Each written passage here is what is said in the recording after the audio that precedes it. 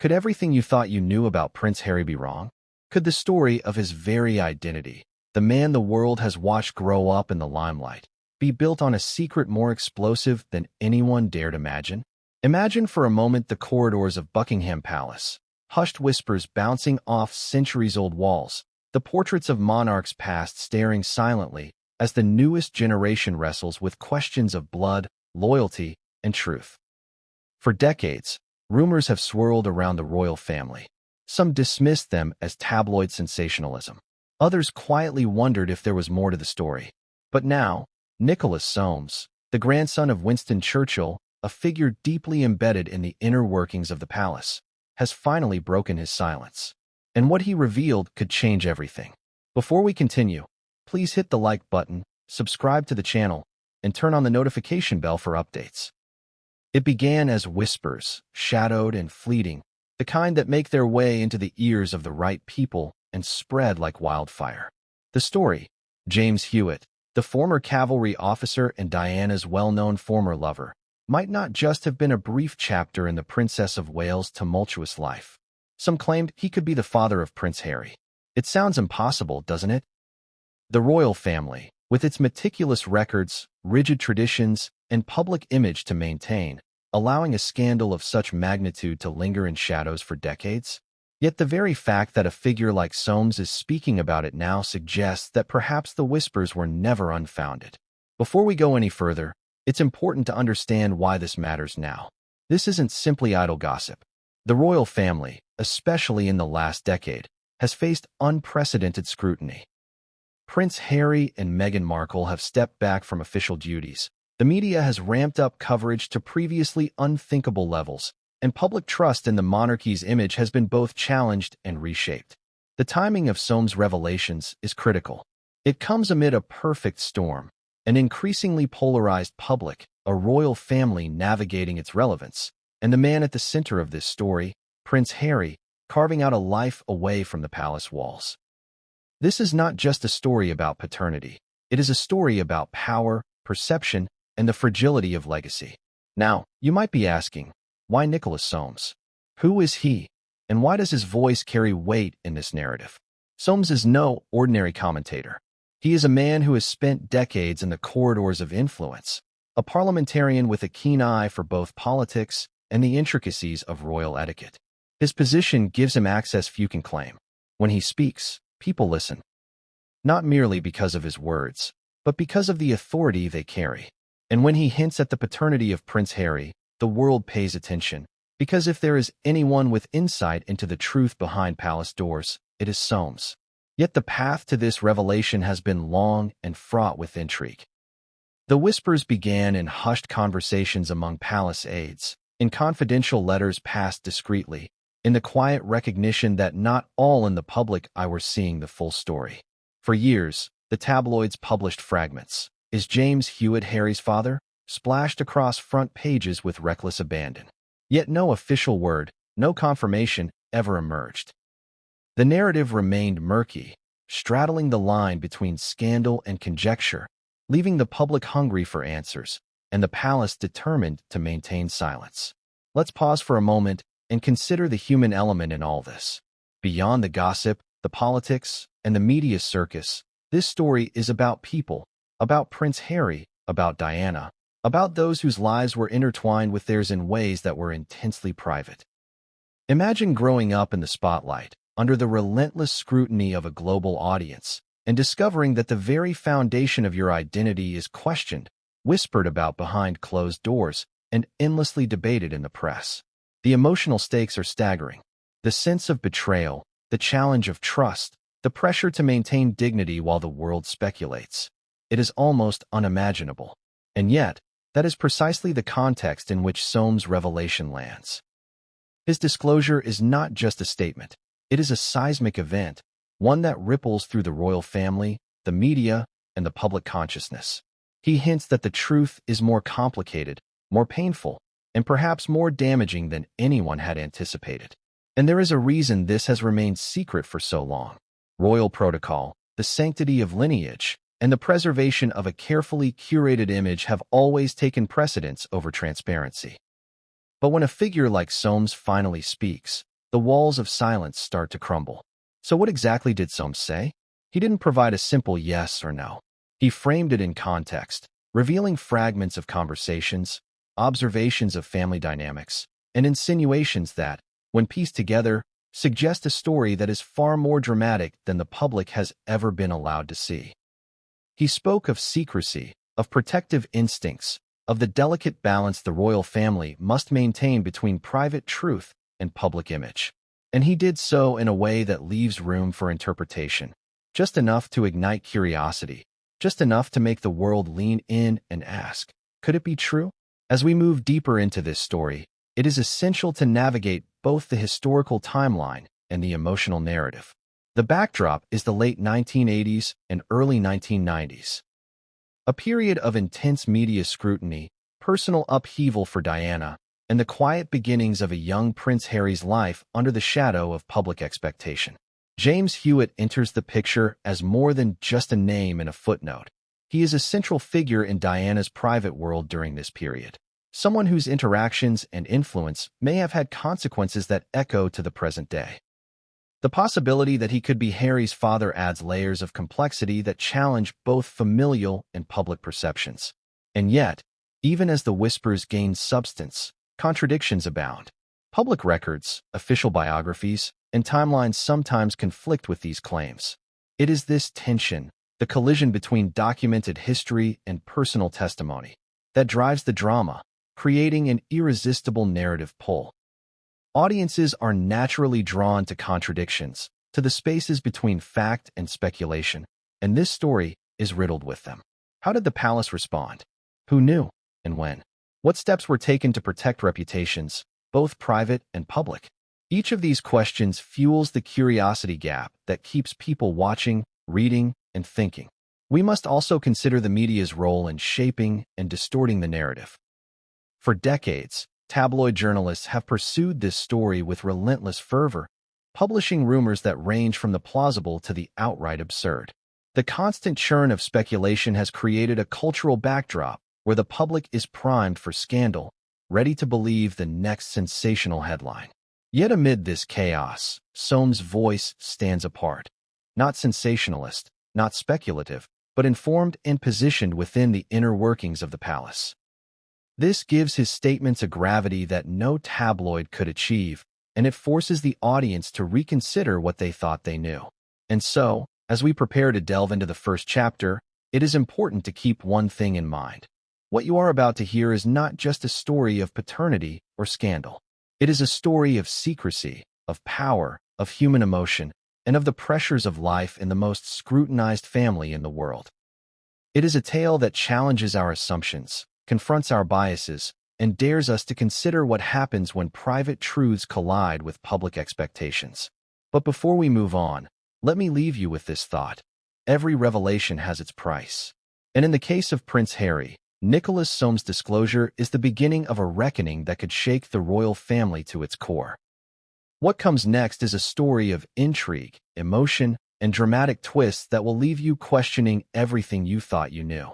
And yet, even now, one question remains. How did the palace manage to keep this secret for so long? And what happens when it finally comes out into the open? But what came next would change everything, and no one saw it coming. Who really pulls the strings behind the gilded doors of Buckingham Palace? Who whispers in corridors where chandeliers glint over centuries of history, shaping decisions that affect not just a nation, but the private lives of the royal family itself? The answer, as it turns out, is far more complicated than anyone outside these walls could imagine.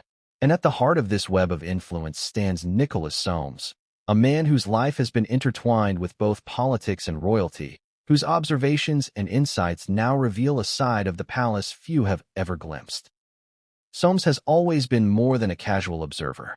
As the grandson of Winston Churchill, he inherited not only a name, but an acute sense of history, responsibility, and access. From his earliest years, he understood that proximity to power brings both privilege and burden. He watched as family dynamics played out in private, as alliances were forged in whispered conversations, and as secrets were meticulously buried to protect reputations.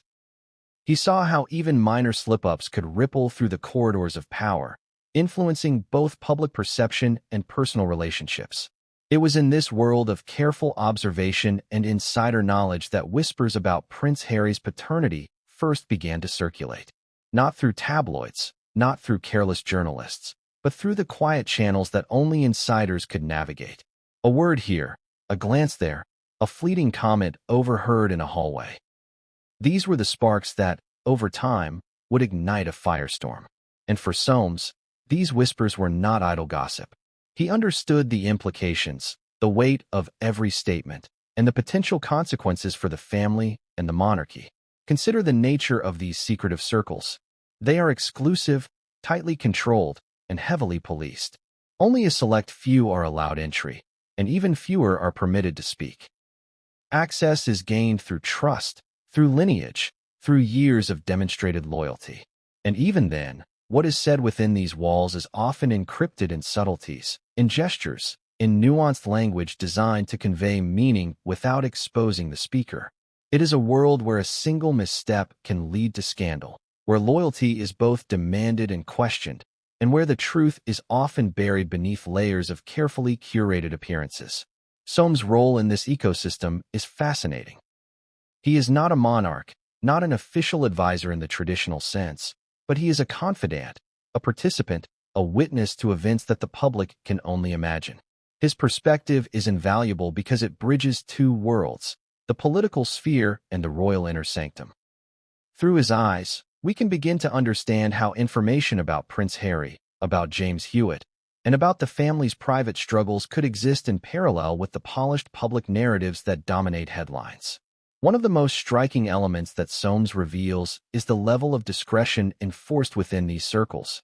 Staff members are carefully vetted, communications are meticulously monitored, and even minor breaches of confidentiality are treated with grave seriousness.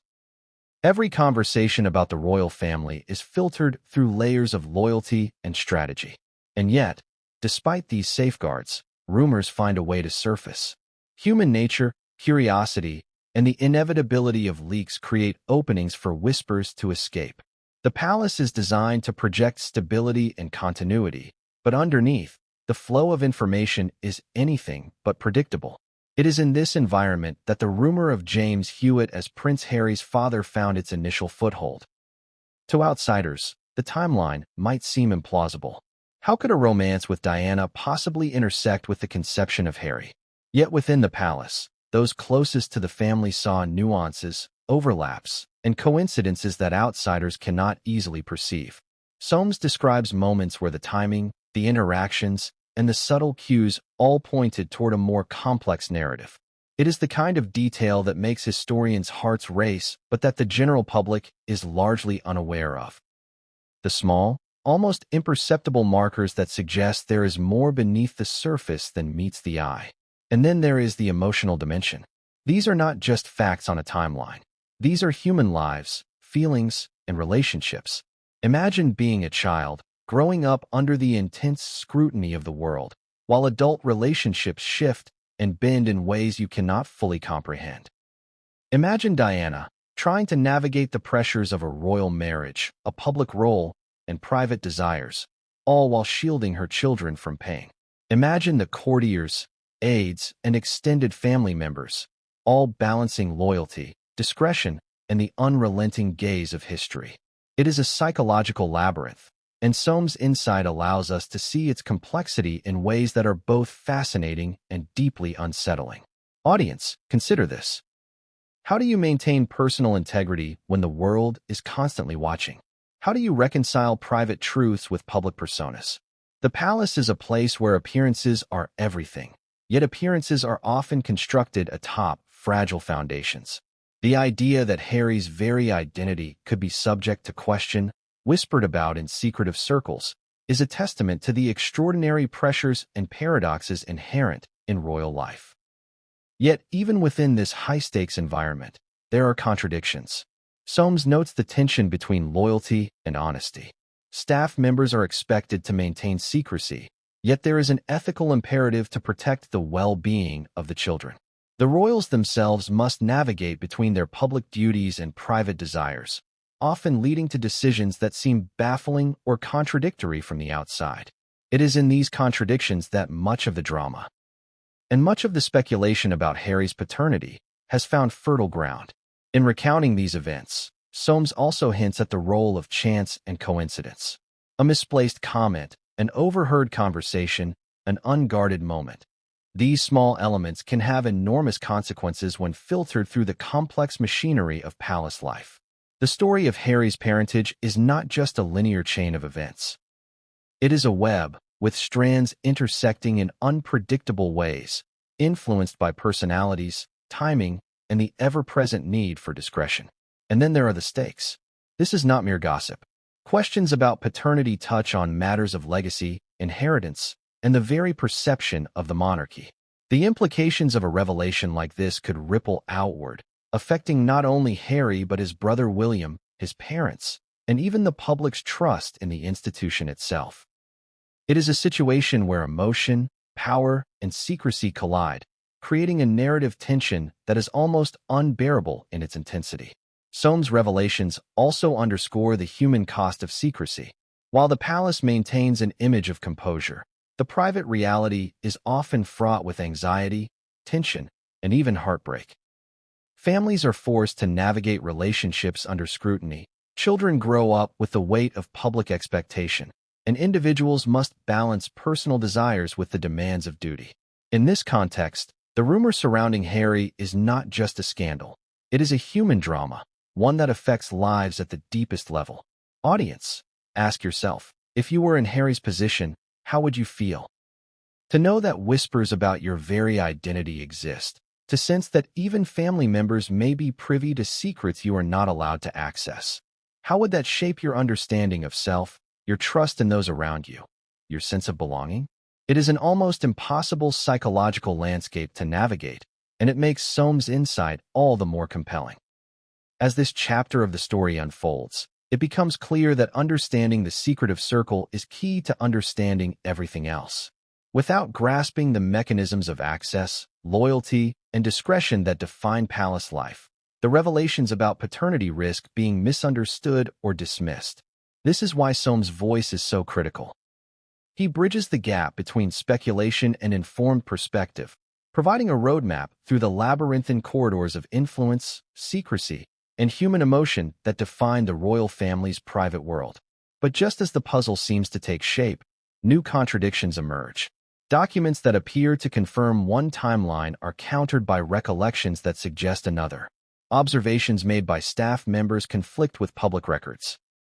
Even within the inner circle, memory and interpretation differ, creating ambiguity that fuels both speculation and suspense. It is this uncertainty that has kept the story alive for decades, a narrative tension that makes each new revelation feel both shocking and plausible. And then comes the question that hangs over everything. What exactly did Soames hear? What did he witness? How much of what he knows can be disclosed without causing irreparable harm? And how much must remain behind the closed doors of the palace? These are not merely rhetorical questions. They are the engine that drives this story forward, the very reason that curiosity persists, that audiences remain captivated, and that each whisper feels like a prelude to revelation. As we reach the end of this chapter, the full scale of the secretive circle comes into focus. We see a world where loyalty and secrecy collide, where whispers carry more weight than official statements, and where the stakes are as high as the chandeliers that hang above the palace halls. We understand why, for decades, the rumor of James Hewitt and Prince Harry's paternity could circulate without confirmation, why it could be contained, distorted, and yet never fully silenced. And yet, despite all this control, despite all the meticulous planning, one question remains unanswered. What happens when someone like Nicholas Soames decides that enough is enough? What happens when the whispers, the fragments, the private knowledge, are finally allowed to reach the public? The answer is a story that will shock, intrigue, and leave the world questioning everything it thought it knew about Prince Harry, his family, and the very nature of royal secrecy. But the most startling revelations are yet to come. And they begin with the timing of events that no one outside the palace could have predicted. Could one of the most talked about royal rumors of the past decades actually be true?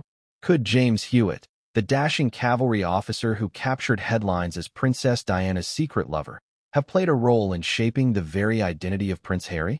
It is a question that has haunted tabloids, royal commentators, and insiders alike, whispered in hushed tones in corridors from London to Kensington Palace. And while most dismissed it as sensationalism, the very fact that Nicholas Soames is now weighing in gives it a weight that can no longer be ignored. The story of James Hewitt is well known, or at least it was, until recently, told mostly through fragments, speculation, and occasional admissions in interviews. Hewitt, an officer in the British Army, met Princess Diana in the mid-1980s, and what began as a professional relationship quickly evolved into a private, passionate affair. By all accounts, the romance was intense, secretive, and fraught with emotional stakes for both parties. Diana, struggling within a high-profile marriage to Prince Charles, found in Hewitt a confidant, a companion, and a temporary escape from the pressures of royal life. What few people outside the palace could have imagined, however, was the timing of the affair in relation to the birth of Prince Harry. Conventional timelines in biographies and official accounts suggest that Harry was born in September 1984, while the romance between Diana and Hewitt is said to have begun in 1986. On the surface, this timeline seems to discredit any notion of paternity. But as Nicholas Soames points out, the reality within the palace is rarely as straightforward as dates on a calendar. Human relationships are messy, overlaps can be misunderstood, and the stories that the public receives are carefully curated. Inside the palace, the implications of such rumors are seismic. Even the suggestion that a member of the family might not be the biological child of a royal figure is enough to create tension, distrust, and fear. Courtiers are acutely aware that one slip of the tongue, one careless document, or one inadvertently revealed fact could ignite a media firestorm, damaging both the family and the monarchy itself. For decades, this created a culture where whispers circulated quietly, never fully confirmed, but always lingering in the background of private conversations and strategic decision-making. Soames' account reveals that the whisper about Hewitt and Harry began not as a public scandal, but as private speculation among those closest to the family. Staff members noticed patterns in Diana's behavior, subtle emotional cues, and moments of intimacy that seemed out of place in official narratives. These observations, while innocent on the surface, became threads in a larger tapestry, a network of subtle indicators that suggested there might be more to the story than anyone was willing to acknowledge publicly. And then there was the emotional intensity. Diana's relationship with Hewitt was not a casual fling. It was a deeply felt, transformative connection.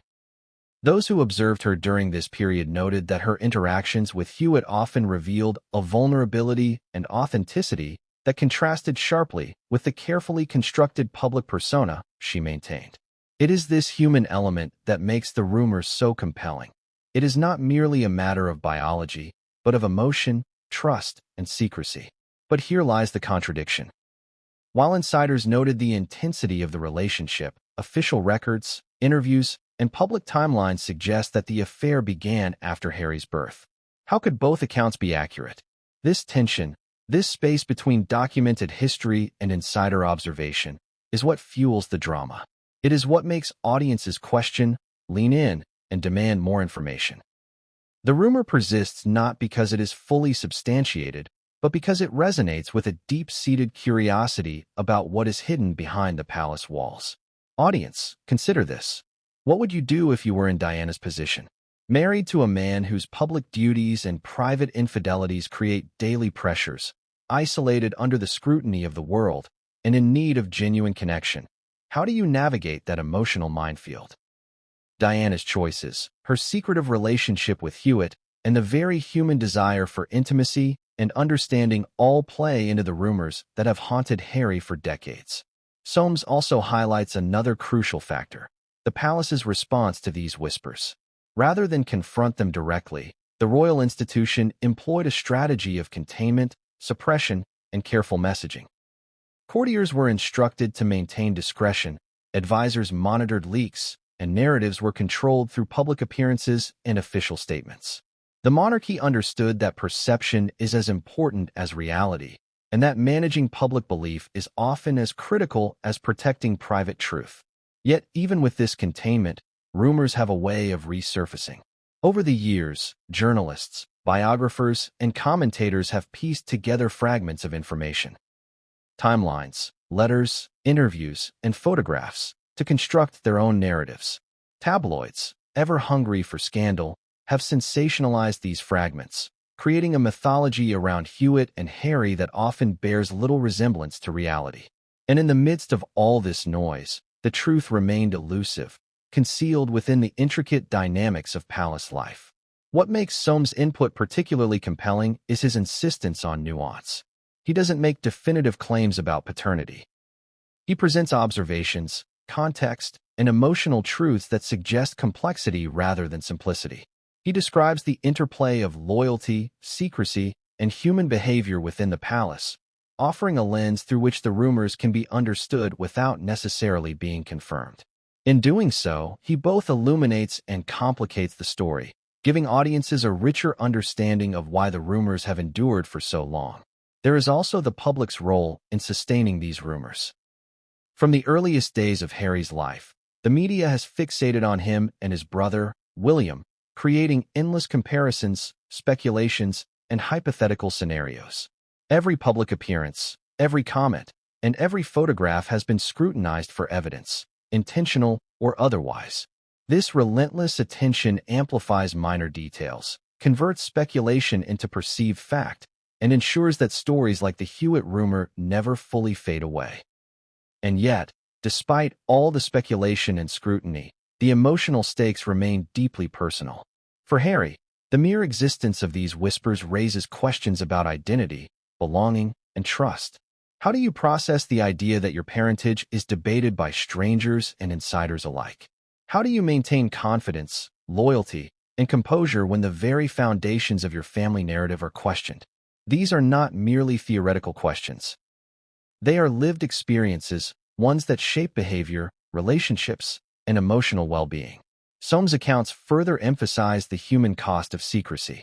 The individuals involved, the children, the staff, and even the royals themselves, navigate a world where truth and perception often collide. Decisions must be made carefully, with consideration of both immediate consequences and long-term implications.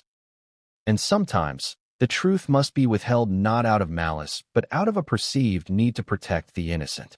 It is a delicate balance, fraught with ethical dilemmas, emotional tension, and practical challenges. As we examine the emergence of the Hewitt rumor, one cannot ignore the timing of these revelations. The affair, the birth of Harry, and the whispers of paternity intersect in ways that complicate any straightforward narrative. Memory, interpretation, and perspective all play roles, creating a layered story in which every participant's viewpoint matters. This is why Soames' insight is so valuable. It provides context, a framework for understanding, and a human perspective on events that have been distorted, misunderstood, or suppressed for decades. Audience, think about this. How would you react if you were surrounded by secrecy, forced to interpret fragments of information, and pressured to maintain composure in the face of potentially life-altering rumors? How would you weigh the need for truth against the potential fallout for those you love? These are the very dilemmas faced by those within the palace circle, and they provide a window into the emotional landscape that has allowed the Hewitt rumor to persist for so long. The rumors gained traction because they were rooted in observations, not just gossip. Staff members noticed subtleties in behavior, timing that seemed unusual, and interactions that suggested more than casual acquaintance. Letters, diaries, and private recollections hinted at emotional entanglements that were not publicly acknowledged. The palace hierarchy, aware of the potential consequences, sought to manage the narrative carefully, yet human curiosity and the inevitability of leaks ensured that the story could not be fully contained. And yet, contradictions abound. Timelines and public records often clash with private recollections. Statements made years apart reveal inconsistencies, not necessarily out of deceit, but because memory is fallible and perspectives differ. These contradictions fuel speculation, keeping the rumor alive and creating an ongoing tension between what is believed and what is known. Finally, consider the broader implications. This is not simply a story about one affair or one rumor. It is a lens into the complexities of royal life, the interplay of public perception and private reality, and the ways in which secrecy, loyalty, and human emotion intersect. It is a reminder that behind the polished exterior of the monarchy, lives are shaped by forces both visible and hidden, and that sometimes the most profound truths are those whispered quietly in private corridors, far from the public eye. And as this chapter closes, the stage is set for the next revelation, the moment when a secret paternity test allegedly surfaces, threatening to confirm the rumors that have lingered for decades. The tension, the stakes, and the potential for scandal are immense, and what comes next will leave the royal family and the world reeling. The whispers are about to become impossible to ignore, and the truth, whatever it may be, is poised to break through. What if there were proof? Not whispers, not speculation, but actual evidence that could settle decades of rumor and intrigue. Imagine a sealed envelope, quietly passed along in a backroom of the palace, containing the results of a paternity test that could shake the foundations of the monarchy. For years, the idea seemed impossible, a fantasy concocted by tabloids desperate for clicks and headlines. But according to Nicholas Soames, the paternity test was very real, and its implications were far more explosive than anyone could have predicted. The story begins in secrecy. Palace staff, trusted advisors, and select family members are the only ones who even know the test exists. Its origins are shrouded in discretion, no public record, no official acknowledgement. Some suggest that the test was conducted to quell speculation internally, a private measure intended to provide clarity among those who could influence decisions quietly. Others argue it was a precaution, a way to protect the family's image in the event that rumors began to spread uncontrollably.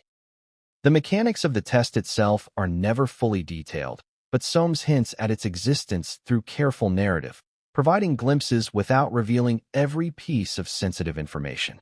He describes hushed conversations, moments where a staff member's nervous glance conveyed more than words ever could, and the sense of something monumental hanging in the air. This is the kind of insider knowledge that ordinary observers cannot access. A combination of intuition, observation, and subtle confirmation. Now, consider the stakes. A paternity test is not just a scientific procedure. In this context, it is a tool capable of rewriting history. If the results aligned with the whispers surrounding James Hewitt, the ramifications would be staggering. Questions of legitimacy, inheritance, and public perception would erupt. Relationships would be tested. Trust would be shattered. The royal family, trained to maintain composure under global scrutiny, would be forced to confront a truth that could no longer be contained. Even with the knowledge of the test, secrecy remained paramount. Palace protocol is merciless when it comes to controlling narratives. Staff were reminded of the consequences of breaches, advisors calculated every possible outcome, and family members weighed the personal and political risks of disclosure. It was a delicate balancing act, where even the smallest misstep could lead to a scandal capable of dominating headlines worldwide. Soames recounts that the leak of information, subtle as it was, began to ripple through the inner circle. Hints, partial disclosures, and guarded statements created a tense environment. Everyone sensed the importance of what was contained within that sealed envelope. Whispers of the test spread, not through official channels, but through careful observation of behavior, veiled comments, and subtle emotional cues. In a palace where discretion is paramount, even the smallest anomaly is amplified, turning mere suggestion into suspicion. What makes this moment so compelling is the human dimension.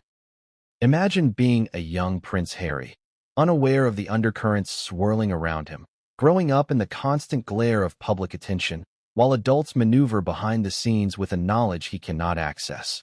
The test, though secret, had implications for his sense of self, his relationship with family members, and the trajectory of his life. The emotional intensity of such a situation is almost unbearable.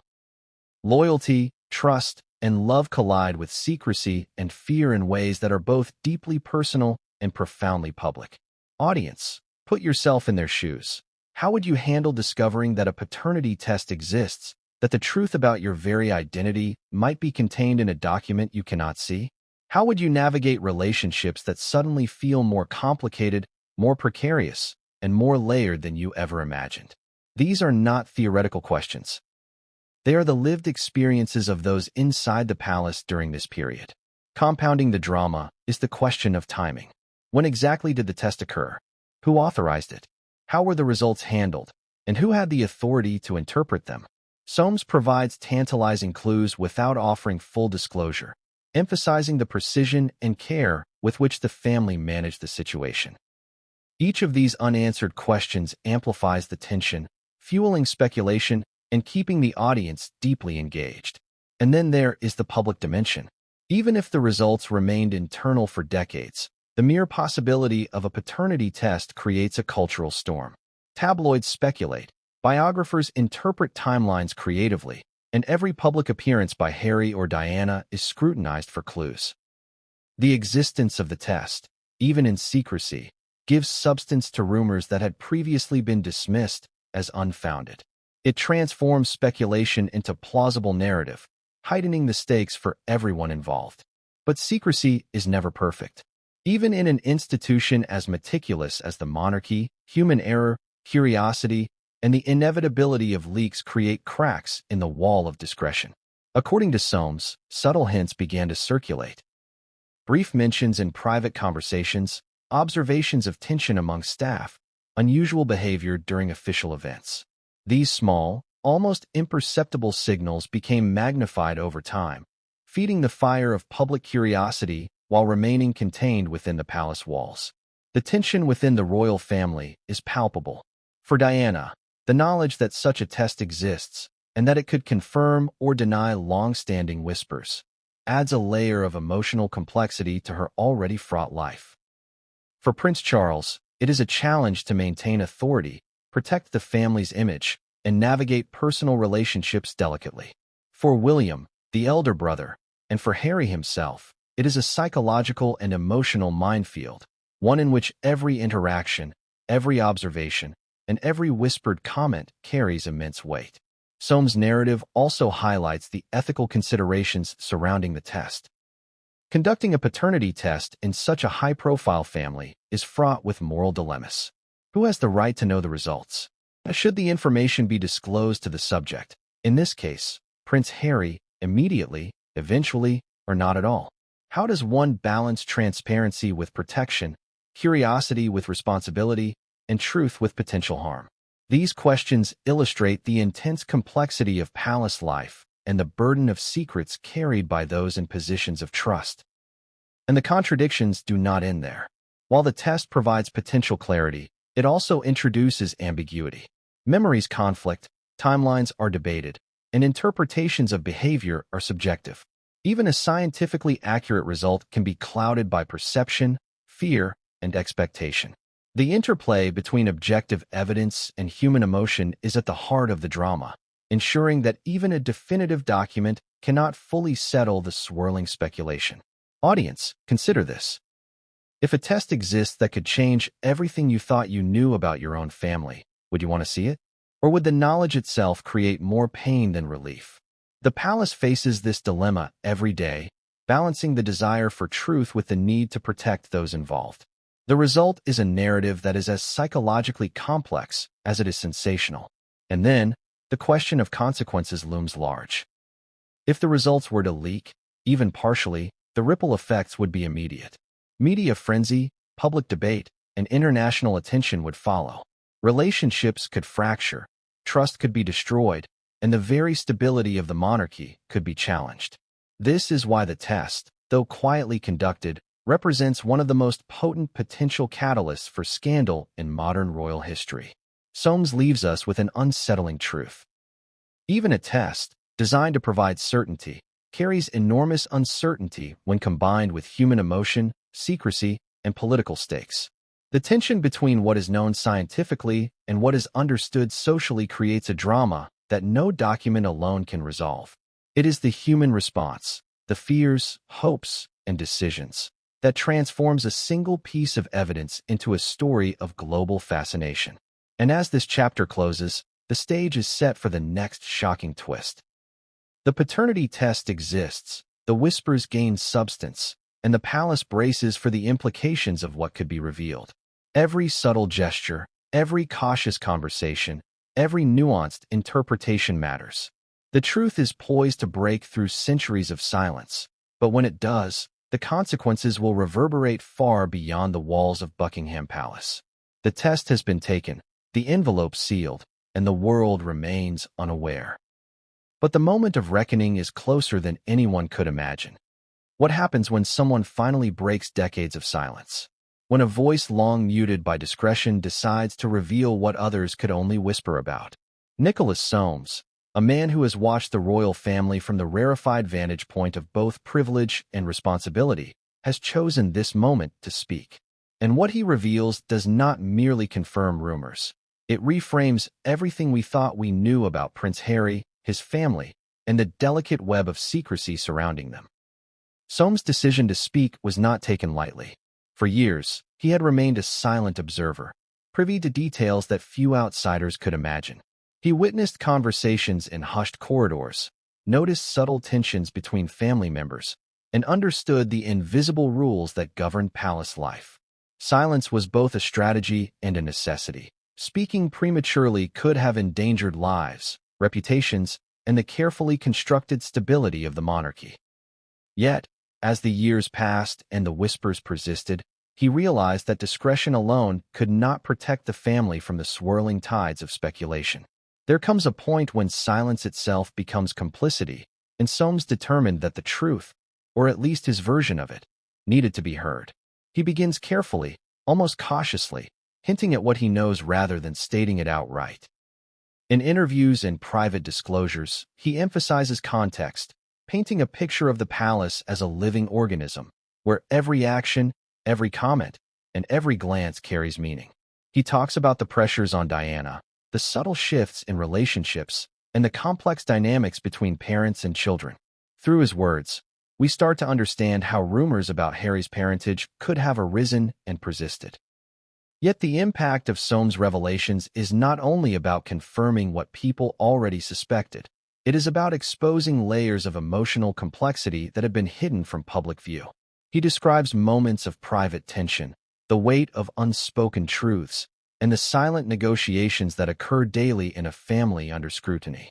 These glimpses are both fascinating and unsettling, revealing a world in which appearances are everything, but reality is far messier.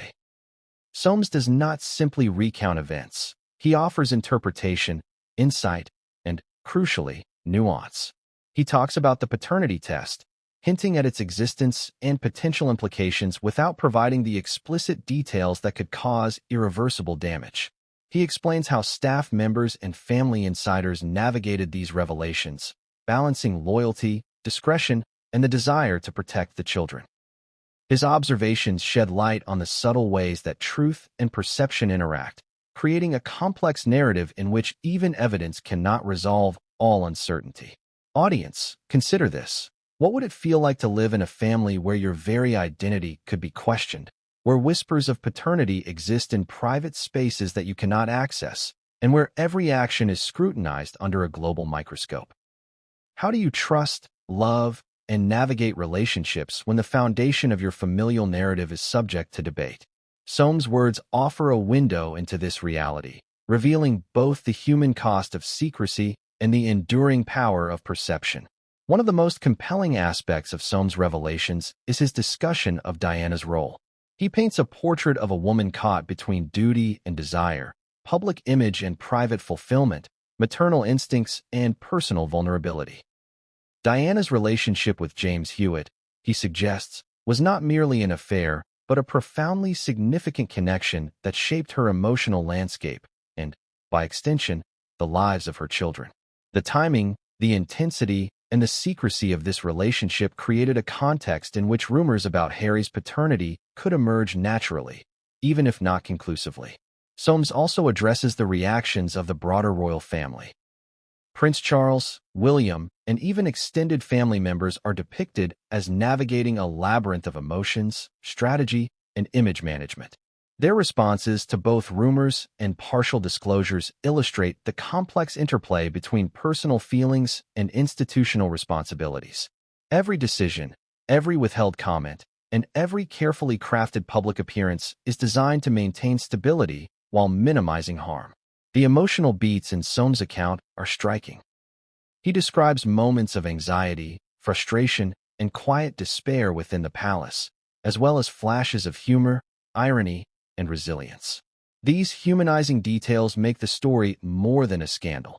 They reveal the profound psychological pressures inherent in royal life.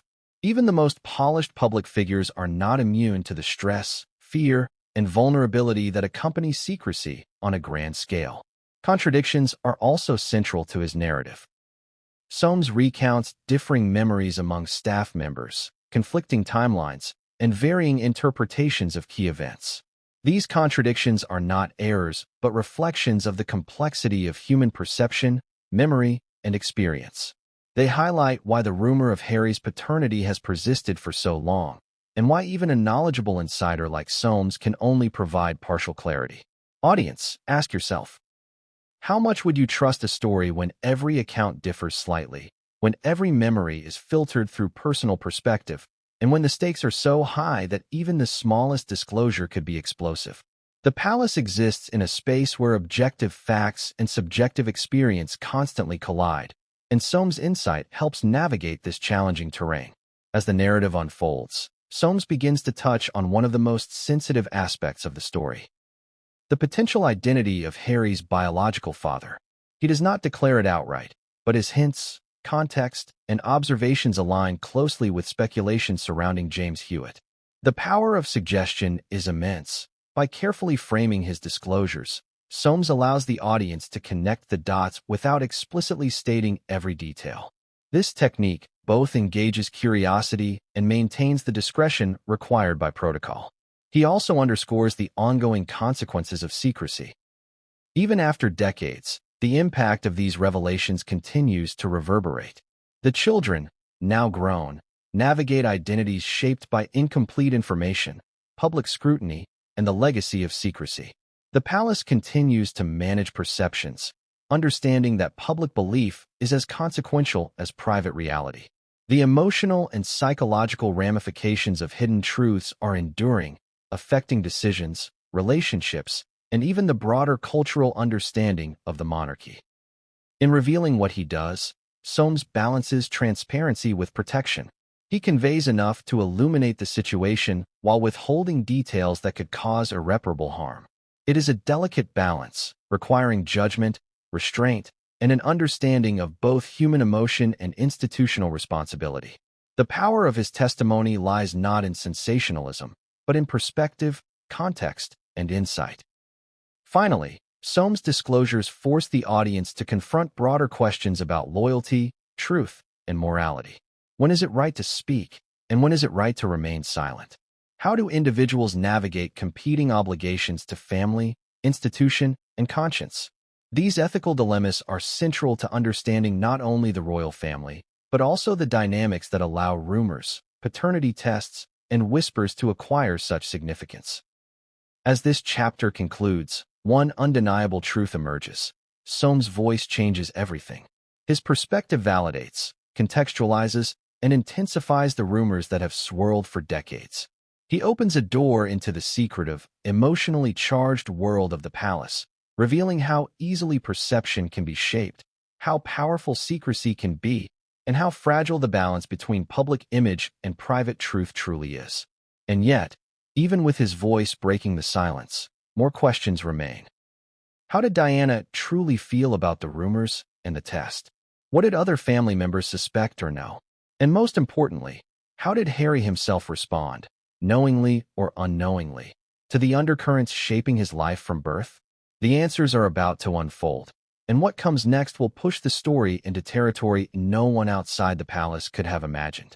The revelations have begun, but the full impact is only now starting to ripple outward. And the palace may never recover its former calm. What did Diana truly know? And how did she navigate a world where her private life, her choices, and even the whispers about her children were constantly under surveillance?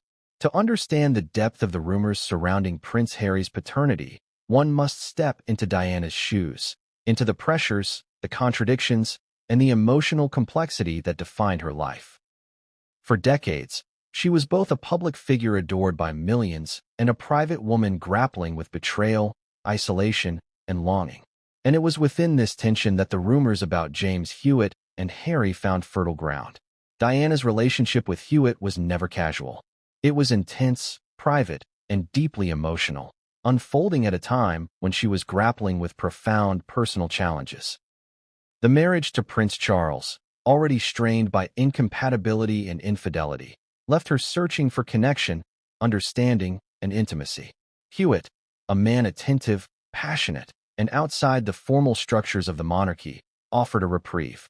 Their affair was a sanctuary from public life, a space where Diana could express vulnerability, desire, and authentic emotion without pretense. But this intimacy came with enormous risk. Diana was acutely aware that her life was not her own, that every decision would be scrutinized, and that every personal choice could have far-reaching consequences. Maintaining secrecy was not optional, it was a necessity. The potential consequences for the monarchy, for her children, and for her own public image were immense. Yet despite these pressures, the human need for connection prevailed, and the relationship with Hewitt flourished in the shadows, carefully hidden from public scrutiny. Audience, consider this. What would it feel like to navigate such a dual existence? To live a life in which your every action is both a private choice and a public event? To love deeply while knowing that exposure could destroy everything you hold dear? Diana's predicament illustrates the extraordinary complexity of life within the royal family and sheds light on why the whispers about Harry's paternity gained traction. They emerged not from malice, but from the intersection of secrecy, timing, and intense human emotion. Soames' account of Diana's perspective adds nuance to the narrative. He describes her as acutely aware of the stakes, emotionally invested, and constantly balancing her private desires against the imperatives of duty. Her choices, he suggests, were not careless but calculated, guided by both love and prudence. The affair with Hewitt, though deeply personal, existed within a broader context of obligation, public expectation, and the management of perception. Every gesture, every encounter, was layered with meaning, designed to protect herself, her children, and, as much as possible, the family's reputation. Yet, even with careful management, cracks appeared. Moments of emotional vulnerability, subtle cues, and fleeting interactions provided the raw material for speculation. Staff noticed patterns, timelines suggested overlaps, and the whispers gained credibility in the absence of clear denial. It was a perfect storm. Intense emotional connections, overlapping timelines, and the ever-present pressure of public scrutiny combined to create a situation ripe for rumor. The emotional stakes for Diana were staggering.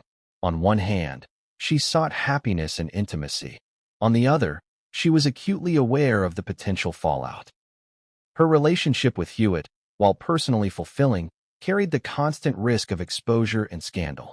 She was, as Soames emphasizes, navigating a labyrinth of secrecy and emotion, where every decision had consequences not just for herself, but for her children and the monarchy at large. Consider Prince Harry's perspective during this time. Though he was too young to comprehend the intricacies of adult relationships, the environment he grew up in was imbued with tension, secrecy, and whispers. Children are perceptive. They sense more than adults often realize. Diana's emotional landscape, Hewitt's presence, and the unspoken undercurrents of suspicion created a backdrop of complexity and uncertainty. It is within this environment that the rumors of paternity took root, amplified by observation, inference, and the inevitable human curiosity that surrounds children in high-profile families. Soames' insights further highlight the duality of Diana's existence: public adoration versus private struggle. In public, she embodied grace, compassion, and charity. In private, she wrestled with betrayal, longing, and the challenges of maintaining emotional stability under constant scrutiny. The affair with Hewitt cannot be understood solely in terms of scandal. It is a window into her humanity, her desires, and the profound pressures of her life. Audience, reflect on this. How would you balance personal desire against duty, intimacy against public perception, and love against the potential for global scrutiny? Diana's situation forces us to confront questions about privacy, morality, and emotional resilience in extreme circumstances. Her choices were shaped not by recklessness, but by the delicate interplay of human need, institutional constraint, and societal expectation. Soames also reveals moments of internal conflict within the palace during this period. Advisors, staff, and family members were acutely aware of Diana's relationship with Hewitt and the potential for rumors about Harry's paternity to emerge. Their strategies were intricate. Managing information flow, interpreting behavioral cues, and carefully guiding public perception. Even small details, a glance, a comment, a private note, were scrutinized for their potential impact. The palace operated like a tightly controlled ecosystem, where the consequences of exposure were always carefully weighed. Contradictions in the narrative abound, reflecting the human complexity of the situation. Diana's private letters, interviews, and recollections sometimes differ in their depiction of timelines, emotional intensity, and interactions. Hewitt's accounts also vary, as do observations from staff and advisors. Memory is imperfect, perspectives are subjective, and the emotional stakes are immense. These contradictions do not undermine the narrative. They enhance it, illustrating why the rumors have persisted and why even those closest to the situation may only partially understand the full truth. Soames emphasizes the protective instincts underlying secrecy. Even as whispers about paternity circulated, the priority was shielding the children, maintaining dignity, and preserving family stability. Information was compartmentalized, conversations carefully monitored, and actions measured to prevent harm. The palace's approach underscores the moral and emotional calculus at play.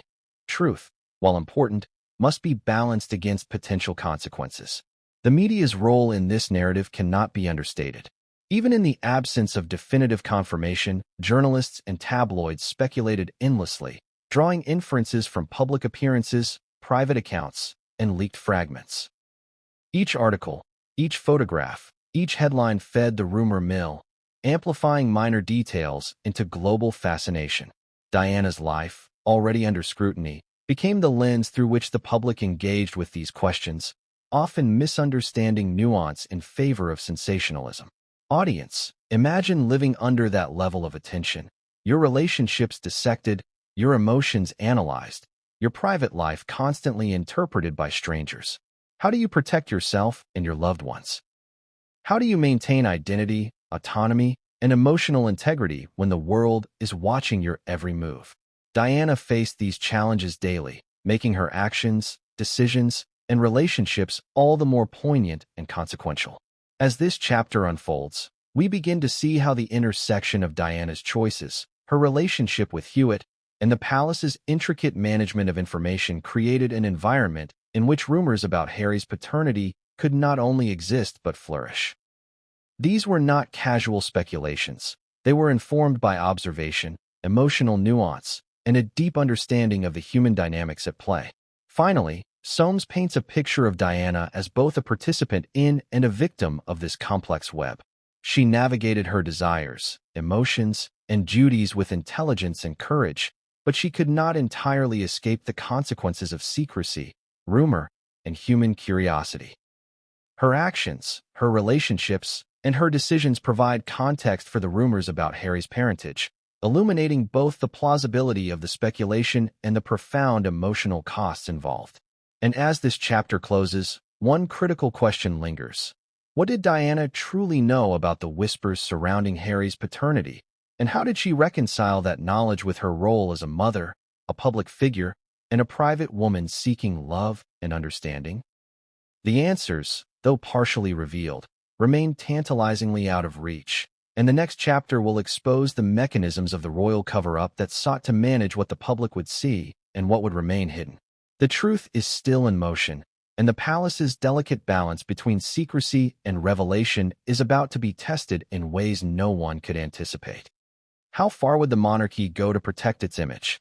How many layers of secrecy, careful wording, and calculated silence could one family maintain to shield itself from the storms of public scrutiny?